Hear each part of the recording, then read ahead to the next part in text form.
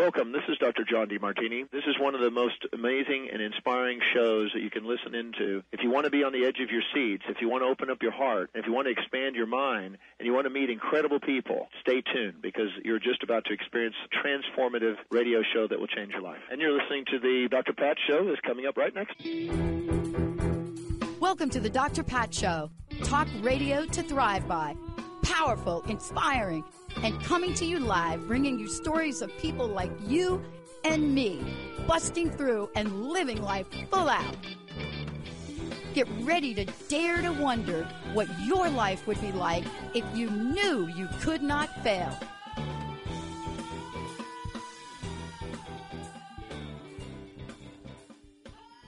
Hey, everybody, welcome. So great to have all of you tune us in and turn us on. We've got a great show for you today. I want to introduce you to someone that, when I talk about people that are out in the world and are taking on the hard conversations, I'll tell you what, Dr. Loretta B, as we call her, but it's Dr. Loretta Billoups is joining me here today.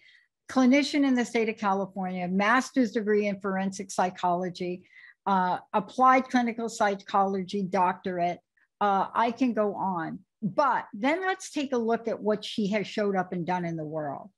Deputy Sheriff with the Los Angeles County Sheriff's Department. I bet she knows my friend who was a probation officer there. But the point is this.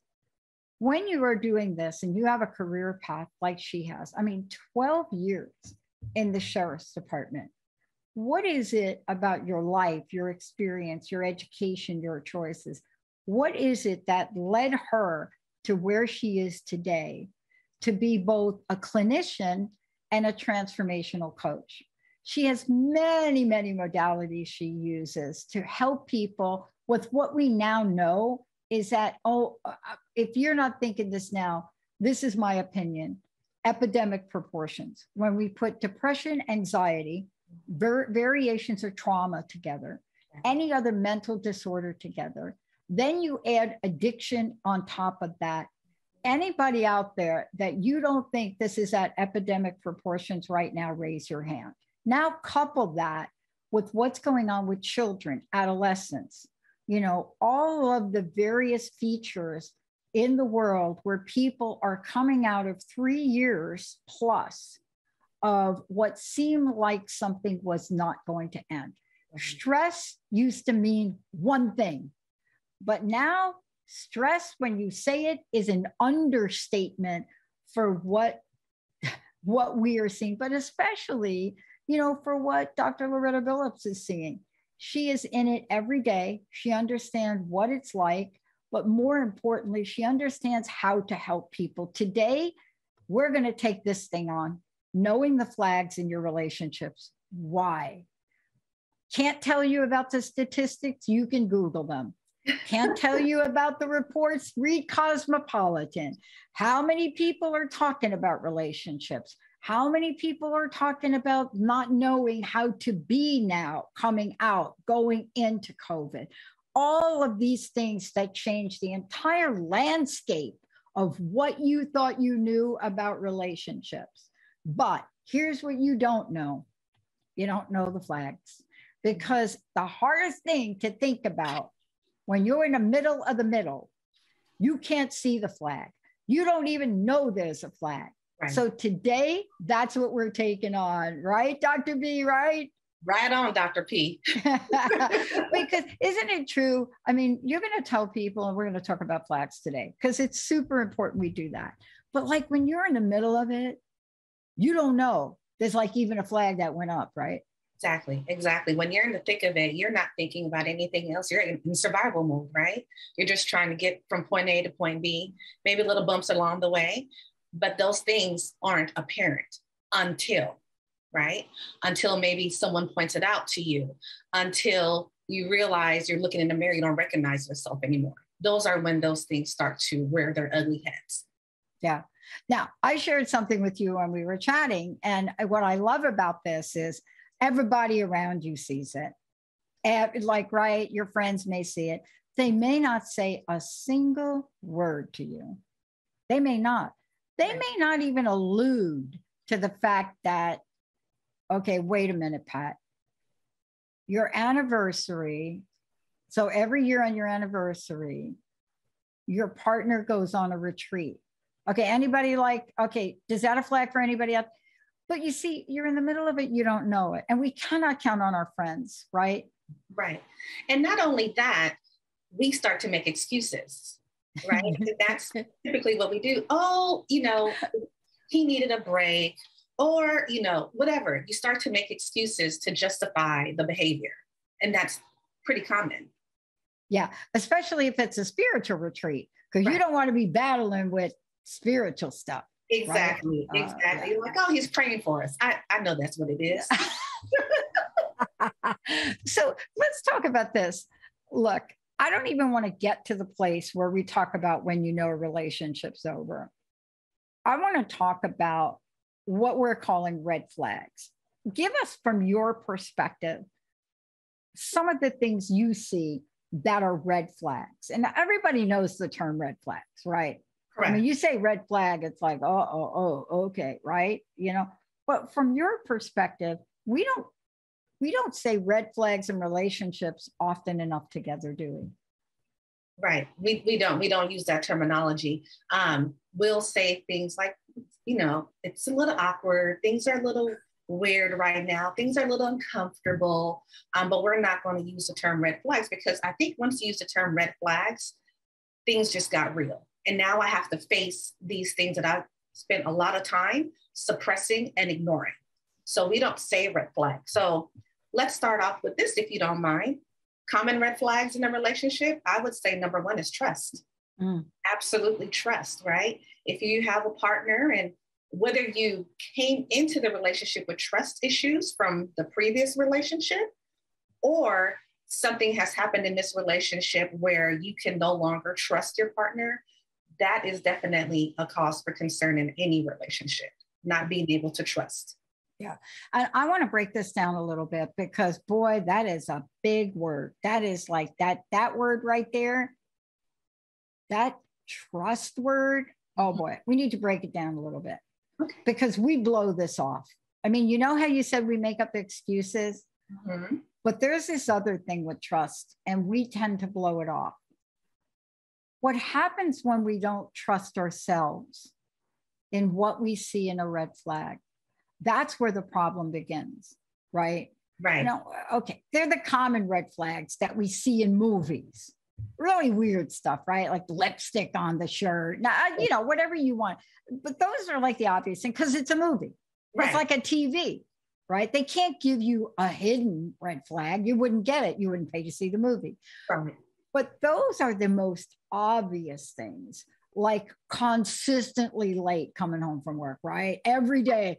Oh, my boss Joe is going to keep, like, really every day. Oh, or the one that I love is every week, but it's Friday of every week. Right. Every Friday. Right. It's not like any other day, but your boss wants you to stay at work on Friday. Now, work is one of those red flag excuses that most people will blow off, because as a partner, you may be going through some of that yourself, right? Aren't those red flags a little bit more difficult to pinpoint? I would definitely agree with you, because like you said, we're looking for the bam, the boom, and it may be much more subtle than that, right? And especially if you want to trust that person and you want this relationship to work out, you're going to ignore those little things, right? And like you said, like I'm thinking about my previous relationship that I'll share with my ex-husband. It started off, something very tiny, like, and some people probably like, oh, that was it. But when we first started dating, he told me he wasn't a smoker. And I wasn't a smoker. And I was just like, okay, great. And then one day we went to a party and he excused himself and he was taking a little too long. And I went outside to check on him, and in the scheme of things, that seems relatively minor, right? But we had a conversation about this. And now I find out that you're a smoker. But of course, I excused it. Yeah. Oh, maybe it's just an after dinner refresher or something. And then it just continued to escalate after that, right? Like I said, that's relatively minor. However, it was still something that I didn't agree with, right? Yeah. Yeah. I got to tell you, in a lot of relationships now, that is a game changer. Right. The whole smoking thing now, the world we live in, that would be like, oh, no, you don't. Right. That would be, no, you just didn't do that. Okay. But that's trust. We're going to stay with trust a little bit more. But there are other things that we need to look at here. Give us a couple more. I mean, and then of course, there's the thing. There's the country western song. I could think, I'm telling you, I'm just sitting right here and I'm thinking of a couple of them. You know, the cheating songs. Do you know that one that where you take your keys and you're running it down the guy's right? But let's talk about that, because people don't see infidelity as a flag, but it is, isn't it? It is a flag. It's absolutely a flag. And for most people, honestly, that is a deal breaker, right? Once we find out that our loved one has cheated on us, it is the deal breaker. For some, not so much. But I would say that infidelity is very common in relationships. And again, it goes back to making excuses for that person. Oh, late, like you said, working late on a Friday night, but constantly working late on a Friday night.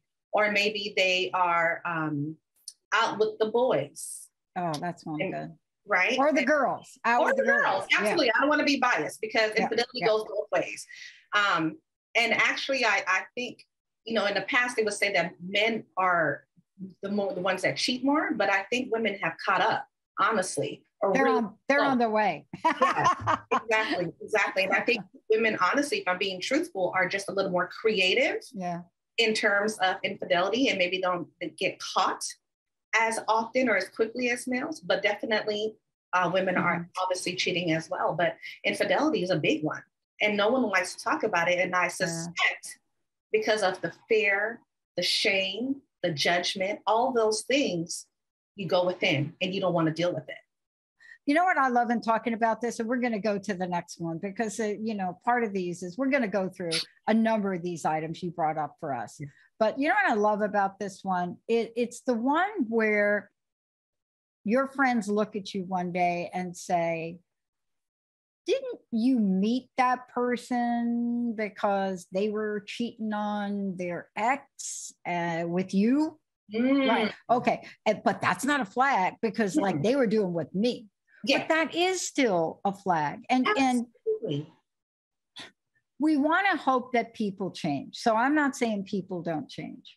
Right. But all this is part of what gives us some of these things to be mindful of. What are a couple more of your red flags here that pop up for you?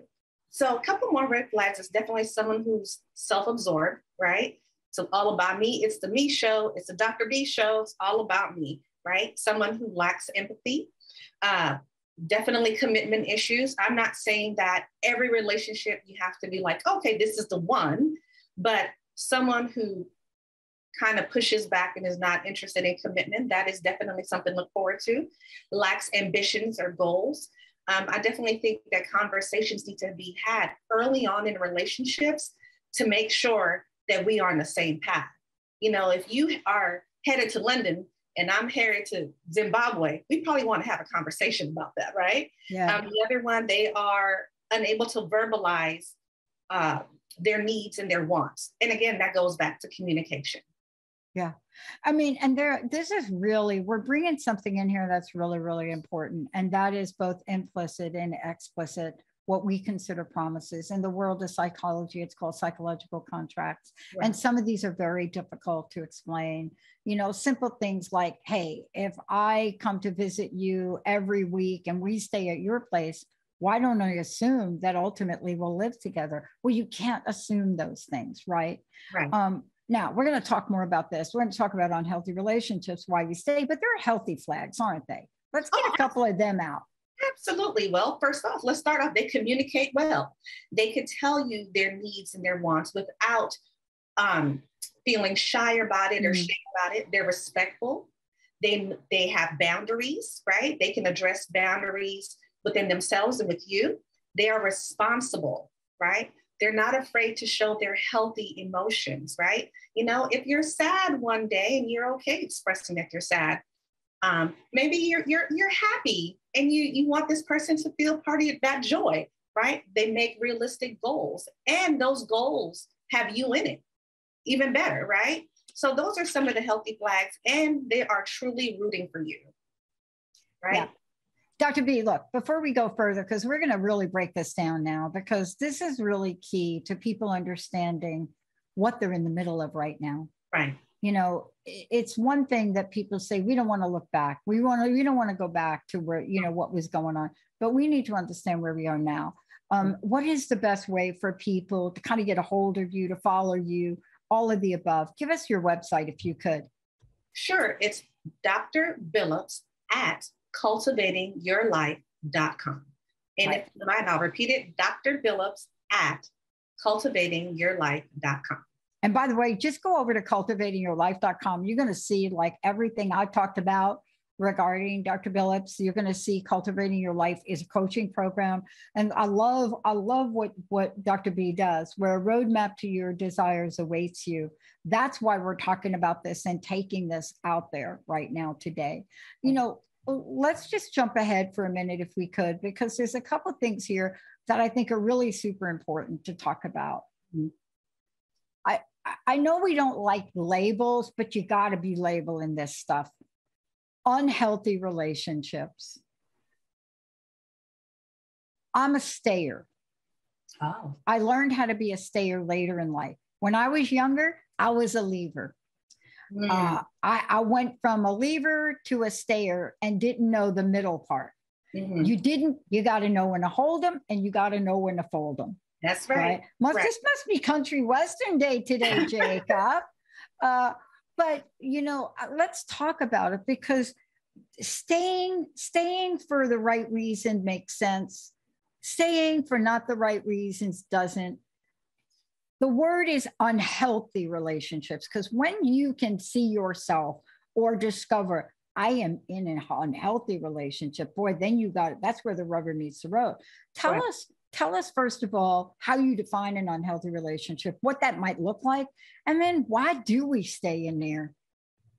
Well, let me share this with you, because I think it's important to realize, just because I'm traveling this road as a relation coach, that doesn't mean that I didn't have my struggles in a relationship. I also would say that I started out as the one that stayed, because, you know, you believe in love, right? And especially when you have children involved, you really just try to make it work.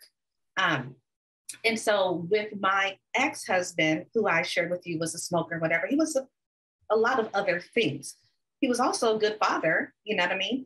But wasn't the best husband for me. Yeah. And so I think, and for me and for other relationships, the reasons why we stay is complacency.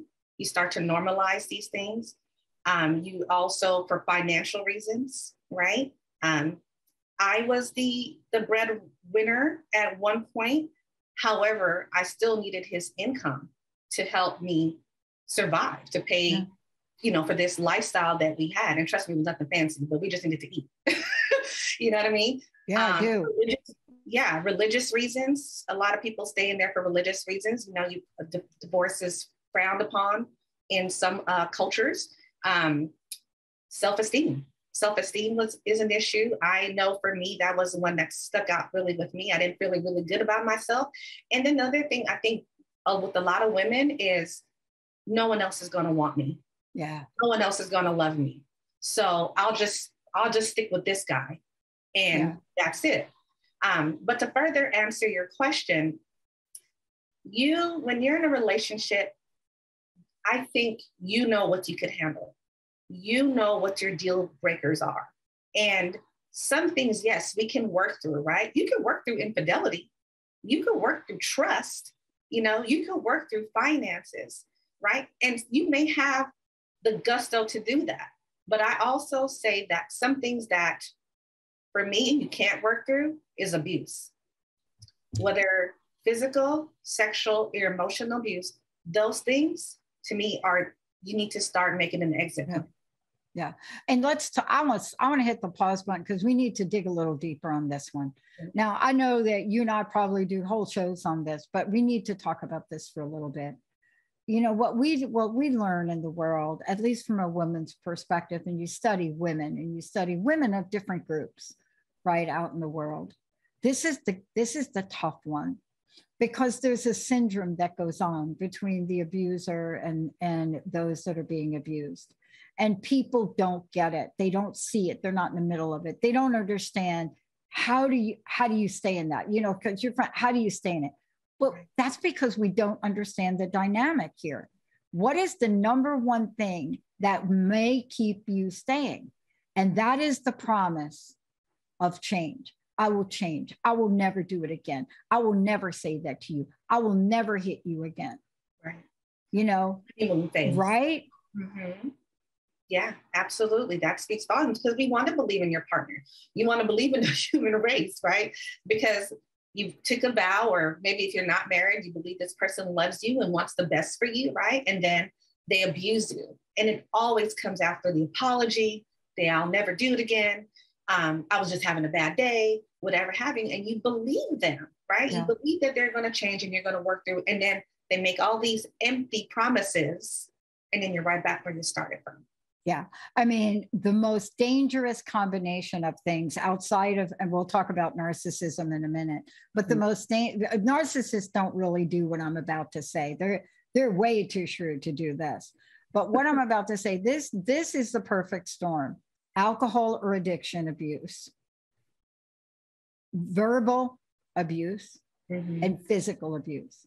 Now, generally, that is the trifecta of people that are in abusive situations. Right. And when you have that trifecta, it is really, really hard to see your way out, because once your partner's not using, they're like that great person that I signed up to be with, right?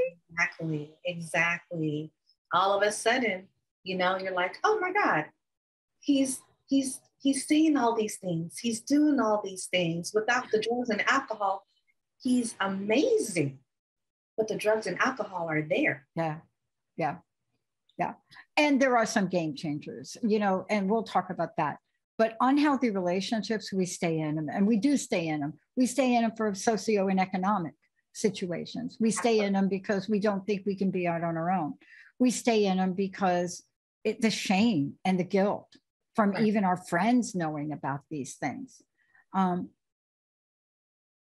even that may not be enough to have a marriage or a relationship breakdown. What do you see when you hear, my marriage is not working, my relationship's not working? You know, what is that straw that breaks the camel's back, if there is such a thing, or is it more like a slow boil?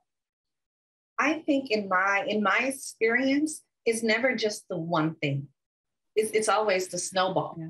You know, because in the beginning, we start off, again, making excuses and whatever have you. It's a combination. It's one thing after another. You get tired of those broken promises.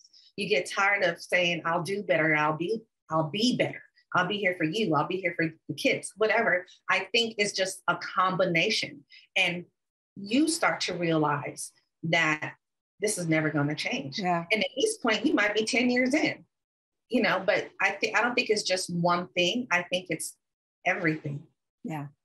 One of the most difficult couples that I coached once upon a time, and I don't coach couples anymore. I just don't have the time. That I'll leave to you. Bring one of you can add, but this one was really hard for me.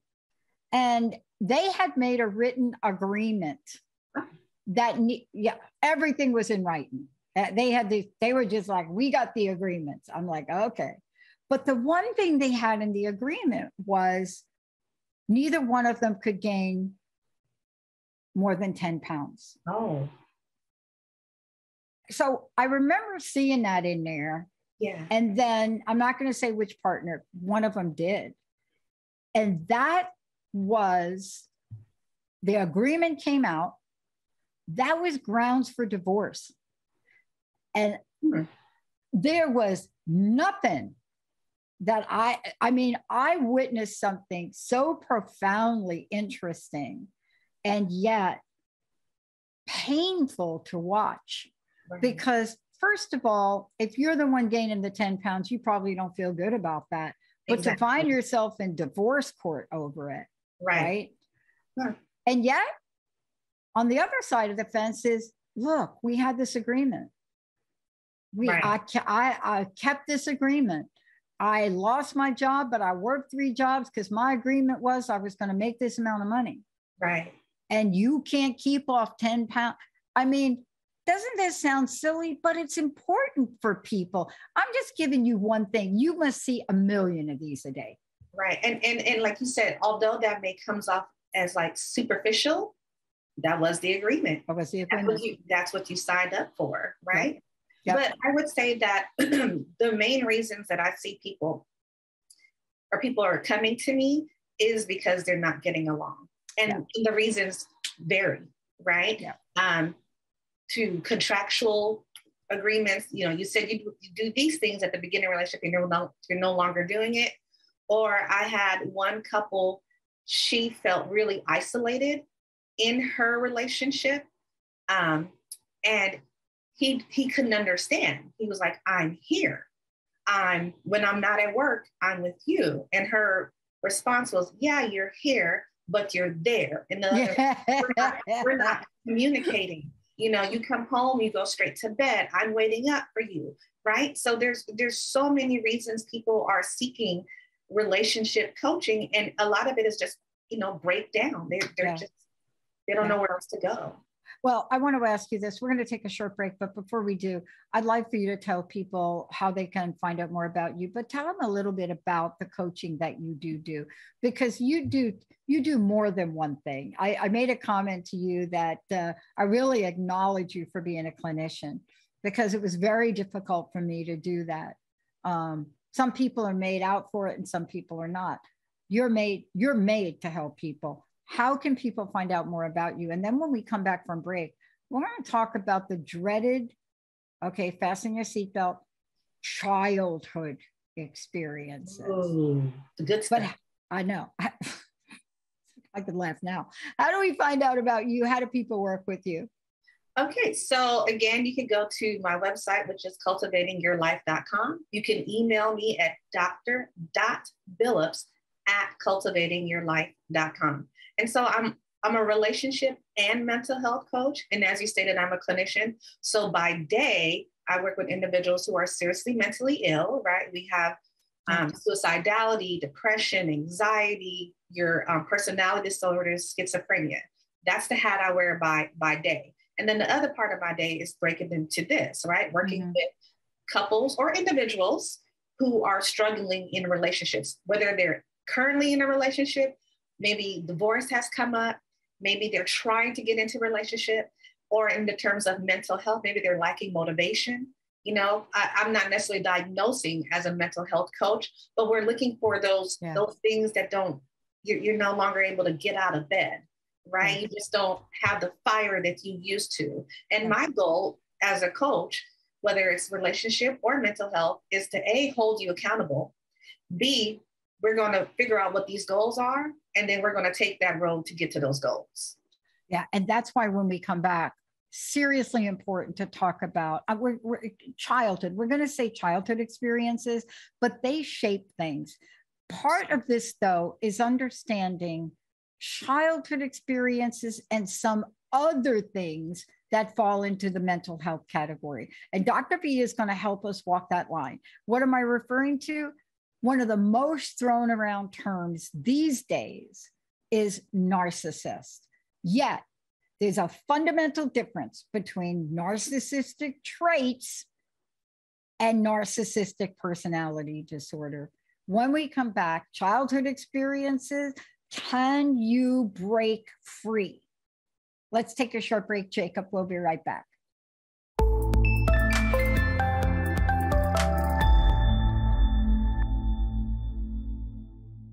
Hey, everybody, welcome back. Okay, here's the deal.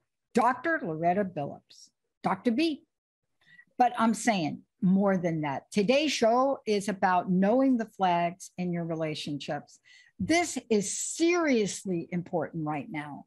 We went through a really tough period in time, Dr. B, where I remember 2000, I think it was 7, 8, 9, or 8, 9, and 10 that we went through. I don't know what they called it.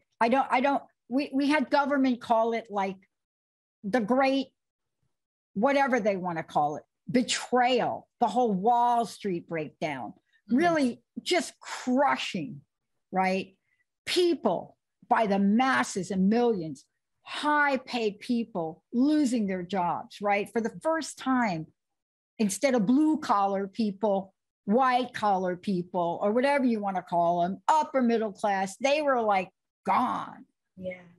And relationships were tested. And yet we came out of that thing and nobody talked about the damage. Nobody talked about the damage to children. Nobody talked. And we are on the verge of making the same mistake. Now, good news, bad news. We are not coming out of COVID. Contrary to what you might read, people are still getting COVID. It's affecting things. It has put extraordinary stress, especially on relationships. Everything from one partner believing in a vaccine and the other didn't. I'm telling you, people have gotten divorced over this. Yes. But here's what we're going to talk about now. Why? How? I was going to start to break out in a Tina Turner song. I was going to be breaking out what's love got to do with it. But I'm going to say, what's childhood got to do with it? Childhood, we don't go back to see, really? You're reacting to that in that way? But can we look at childhood and get some clues here? Absolutely. Absolutely. Childhood, I mean, the experiences that we have as children honestly can make us or break us as adults. And that is in every capacity, not just a relationship, but in a lot of things that we do in life. I'll share with this story really quickly because please, it really, I think will help people understand. So my mother, we're from a small country called Belize, right? It's right under Mexico near Guatemala. She was raised in the era of children are to be seen and not heard. What do you think that did to her as an adult? She shies away from any sort of conflict. She doesn't communicate well. And when she does try to get her point across, she responds with frustration, anger, right? Because she doesn't know how to have a conversation without getting upset. Because what are we trying to do? We're trying to get our needs met, right? We're trying to be heard. We're trying to be validated. But because her childhood was riddled with children are to be seen and not heard, she has a difficult time communicating. A lot of things we experienced in our childhood, trauma, abandonment, that infamous trust, right? All those things, unfortunately, we can carry into adulthood and into our relationships. Here's the thing I love about this. First of all, it's excruciatingly painful when I think about that story. And my mom came from the same place. You know, however, my mom was feisty. And my dad tried to keep her under his thumb, but she was feisty. I now know why that side. I now know why my mom's side of the family was feisty. I now know my grandfather was born in Brazil. They came from a different culture and it was a secret. Yeah. And it stayed a secret. Actually stayed a secret even beyond their death. I found out because I did ancestry thing. But my mom couldn't take it. And she said to my dad, I want you to buy me that store around the corner because that's what I want to do. I want to have like a soda shop back then. I want to be out there with the jukebox. But that didn't make up for his infidelity. And it caused her to have a mental breakdown. It caused her mental illness and ultimately suicide. We are talking about things today that can come from our childhood that are showstoppers. Right. Absolutely. I mean, think about it, right? Your parents are your first loves, right? They're your caregiver. These are people we're supposed to trust. These are people that should have our best interest at heart. And it doesn't always work out that way. And when you really think about it and dig down deeper, if they were to open up and they would share their childhood trauma, you would probably sit here with your mouth wide open. Because what happens is it tends to be a generational thing. Yeah. And not enough conversations are being had about these cycles of abuse. Yeah. Right? Yeah. We bury them. And for whatever the reasons are, shame, culture, whatever have you, we just don't talk about it. And then we just leave it to the next generation to figure it out. Yeah. And by the way, we have to acknowledge Oprah Winfrey, and I will do this again, not because of her accomplishments, but because of one thing in particular, the day that she came out about her own personal family history, that opened the door for so many of us. Because if we can look like a woman, a powerful woman, successful woman like Oprah, and we find out that, wow, this is where she came from. Aretha Franklin. I mean, look, many, many, many, many people we find out about. We find out about these things. But then what does it give us, right, Dr. B? It then gives us permission to say, I'm not crazy. Right.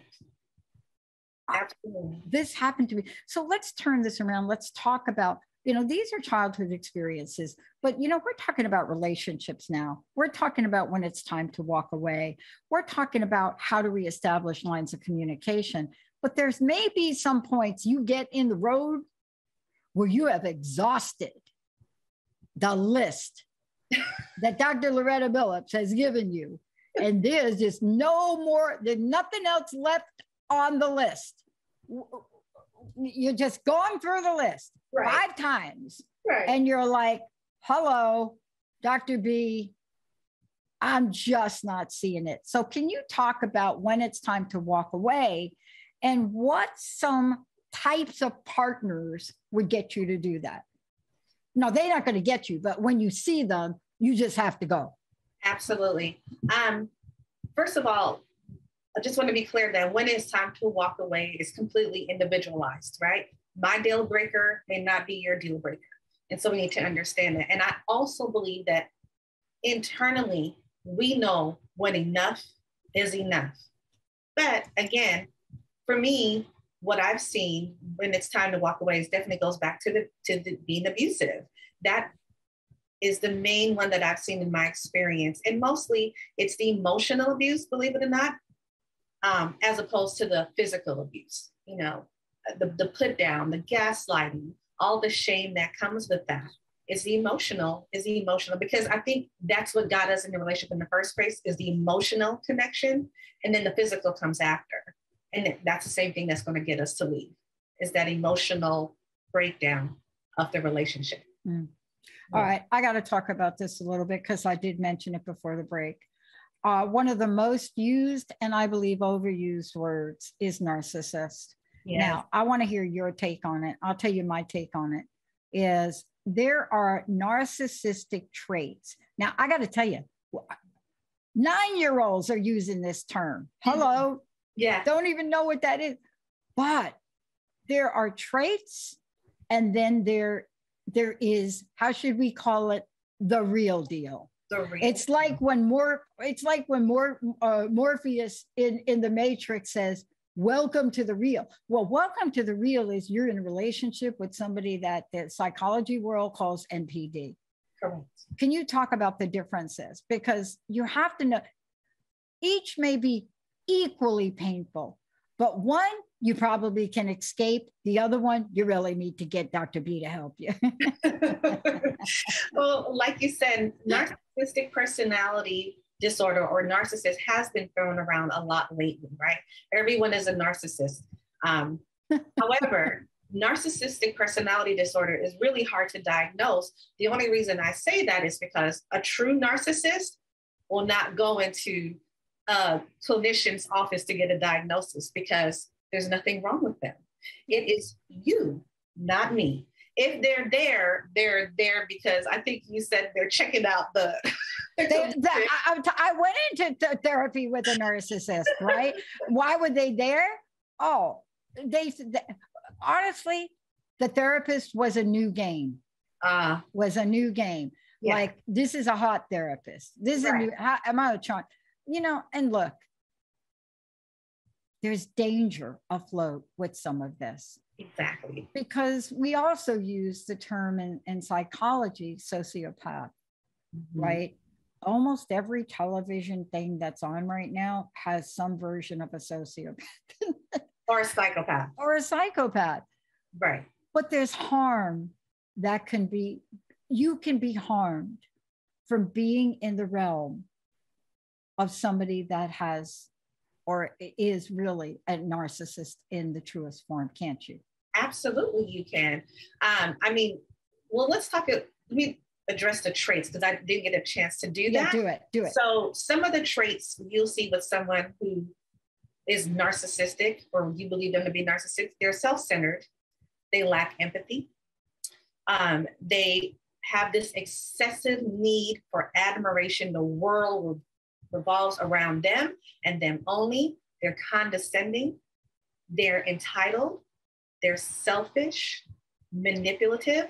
I mean, the list goes on and on. Arrogant, and just arrogant in their behavior, right?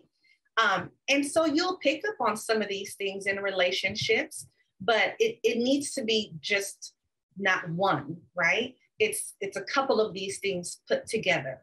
And then we can start having the conversation about truly what you're dealing with. There's a reason to really look at this and understand it. You and I both know in the fields we study in, I put up a hissy fit to my American Psychology Association, the American Psychological Association.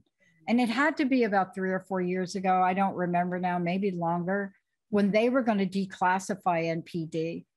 And they were going to declassify it because the rule in psychology is when something becomes so normal, it's not abnormal. And a bunch of us just said, oh, no, you don't. No, you don't. Because you, as an organization, first of all, you don't really understand it. Can't find therapists like you, Dr. B, that actually can even talk about it and understand the difference, right? Right. But that was such a shock. Why? Because there are those of us that understand what the damage is that could be done.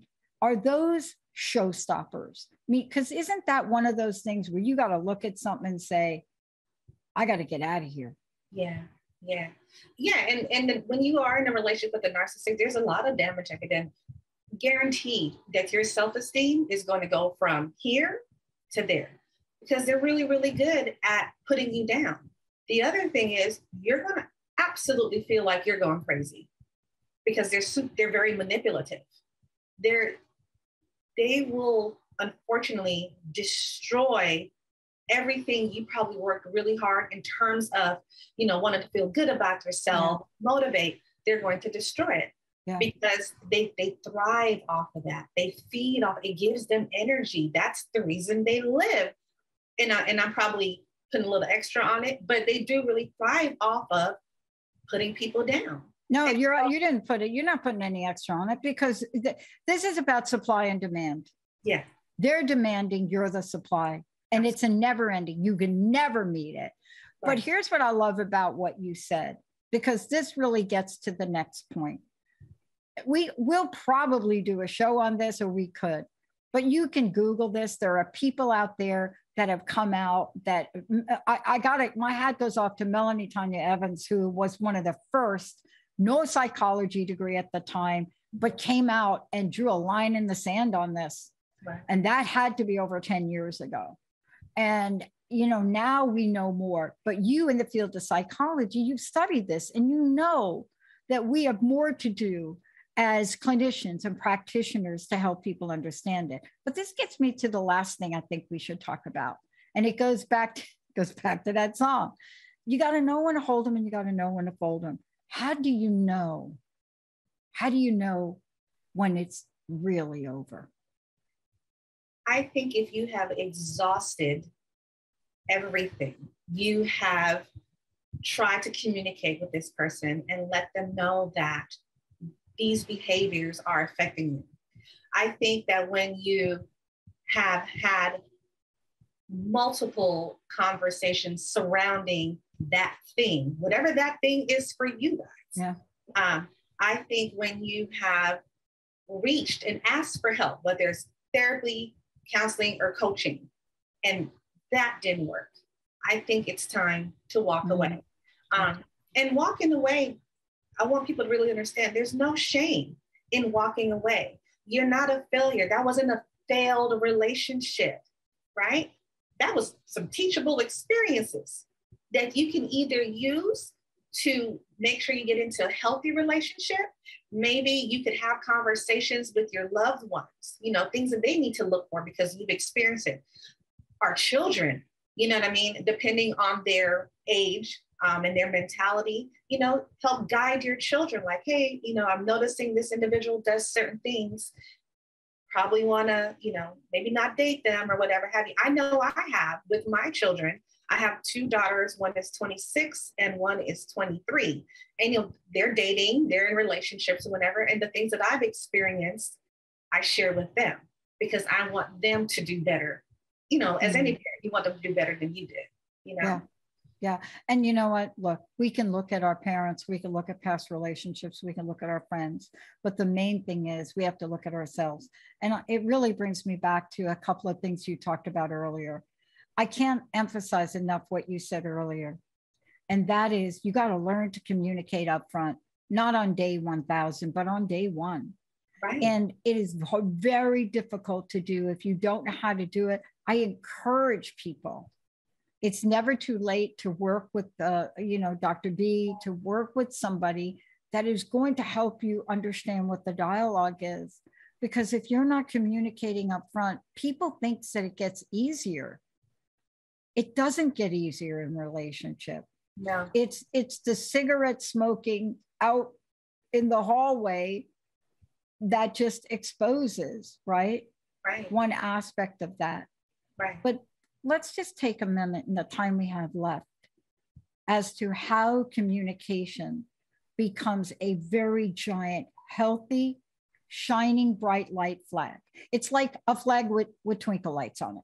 Right, right. So like you said, communication needs to begin on day one. There's no reason for us to wait till the 10th day and then you let them know, by the way, I don't like cats. And I know you have a cat, but right, we need to be very open in the communication because it's not just about, with this other person, what I want them to get out of me is what you want, right? And why would you put yourself in a situation where you know you're not going to be happy? So be honest. Tell them what you're looking for in a relationship. Tell them what you're hoping for.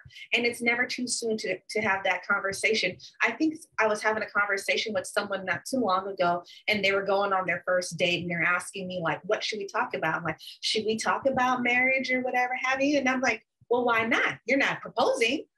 But my thing is this, why am I going to wait 2, 3 months, 4 months down the line to have these conversations when I know what I want, right? So I'm going to communicate it. And if you're the one for me, then we're going to finish this dinner and we're going to have many more dates to come. Yeah. Right? Yeah. Right? It's putting that information out there, letting the person know what you want, what to expect, and hopefully they do the same. Yeah. It is so important because, look, is it really that you don't like a cat or do you really not like cat hair? See, that's the conversation because if the cat's really not a problem for you, but you got some experience with cat hair, then the agreement you make is hire somebody to keep that cat hair down to a minimum. But you see, you're right. If you're not talking about simple things, right? I mean, even I had a friend that discovered they were not on the same, bodily clock, right? One of them was an early morning and the other one was a late nighter. And so, hello, what does that mean? That means that you're working during the day. You don't have any me time because you see, this is what I love about what you're bringing to the forefront. You can have these red flags and you can turn them into pink. You may even turn them into a light pink. But if you're not communicating them and you can't see them, there's no place to go, is there? No. Exactly. I would say probably 90% of the red flags that I mentioned is something you can work through. Like I said, the ones that are more difficult are the abuse one. But anything you can work through if you want it, if you're both willing. Both parties have to be on board. Both parties have to want it. And you do the work. And no one says it's easy. Nothing about this is easy. Yeah. I mean, I'll tell you what, you and I know we could talk about this forever, but we've talked about a lot. I'm just saying to all y'all out there that are on these dating sites, please don't wait for date 8 to tell this person that you have an ex-husband or wife and 2 kids. Okay, that is not smart, right? We're not saying these are easy conversations. That's why I have coaches, and that's why you coach, isn't it? Right, absolutely. Oh, man. Look, thank you for today. Please let people know how they can get a hold of you, what's your website, they can find out more about you. And then I would love to know your personal message for today. Thank you for today. Sure. So you can get a hold of me at either emailing dr.billoups@cultivatingyourlife.com or check out my website, cultivatingyourlife.com. And there just you can go through and look at the blogs. You can reach me on the website. I'll make sure I'll respond within 24 hours.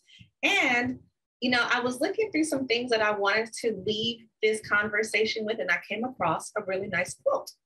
It says, "Love is the reason. Lifelong friendship is the gift. Kindness is the cause. Till death do us part is the length."